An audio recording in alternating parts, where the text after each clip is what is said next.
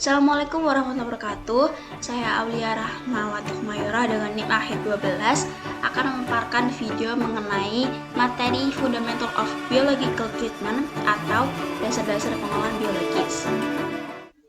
Jadi, Fundamental of Biological Treatment merupakan dasar-dasar pengolahan biologis yang meliputi tinjauan umum pengolahan air limbah biologis, komposisi dan klasifikasi mikroorganisme yang digunakan untuk pengolahan air limbah, pengantar aspek-aspek penting metabolisme mikroba, pertumbuhan dan energi bakteri, kinetika pertumbuhan mikroba, modeling suspended growth treatment processes atau pemodelan proses pengolahan pertumbuhan tersuspensi, dan modeling attached growth treatment processes atau pemodelan proses pengolahan pertumbuhan melekat.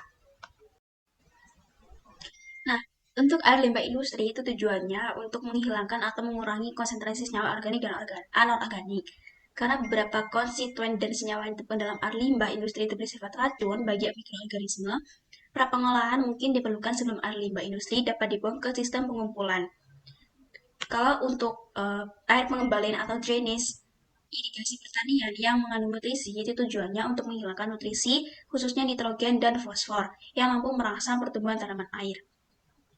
Nah, penghilangan BOD karbon terlarut dan partikulat serta stabilisasi bahan organik yang ditemukan dalam air limbah dilakukan secara biologis dengan menggunakan berbagai mikroorganisme, terutama bakteri.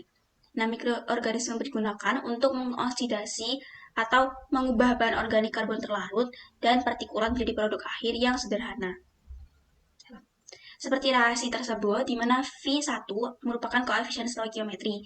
Nah, dalam reaksi tersebut, oksigen dan amonia dan juga fosfat itu digunakan untuk mewakili oksigen dan nutrisi yang dibutuhkan untuk mengubah bahan organik menjadi produk akhir yang sederhana, yaitu karbon dioksida dan juga air.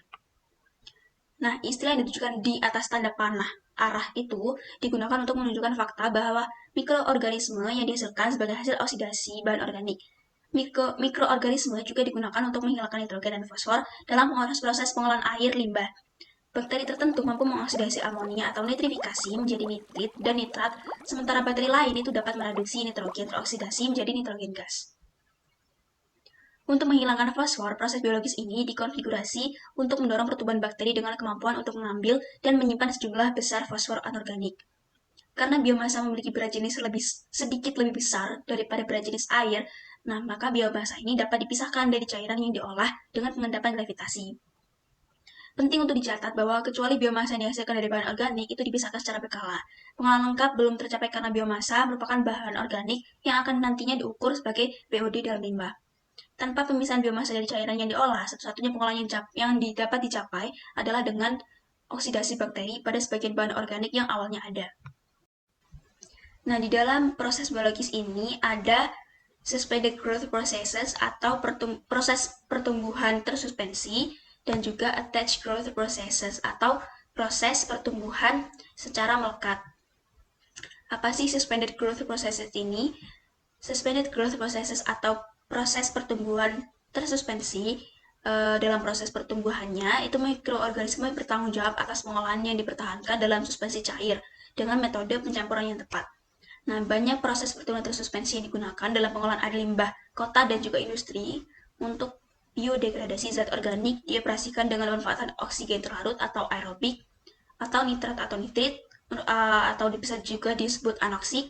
Tetapi ada aplikasi di mana reaktor anaerobik ini yang merupakan tanpa oksigen itu digunakan seperti untuk pengolahan air limbah industri dengan konsentrasi organik tinggi dan lumpur organik. Kemudian ada attached growth processes atau proses pertumbuhan secara melekat. Nah, dalam proses pertumbuhan ini, mikroorganisme yang bertanggung jawab atas konversi bahan organik atau nutrisi ditempelkan pada bahan pengemas inert. Bahan organik dan nutrisi ini dikeluarkan dari air limbah yang mengalir melewati pertumbuhan terlampir, yang juga dikenal sebagai biofilm.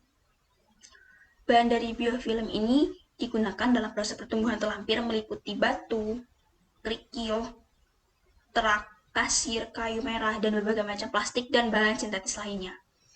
Proses pertumbuhan terlampir atau attached growth ini juga dapat dioperasikan sebagai proses aerobik atau anaerobik. Nah, pengemasannya dapat terendam seluruhnya dalam cairan atau terendam sebagian dengan ruang udara atau gas di atas lapisan cairan biofilm. Sekian materi yang dapat saya sampaikan pada video kali ini.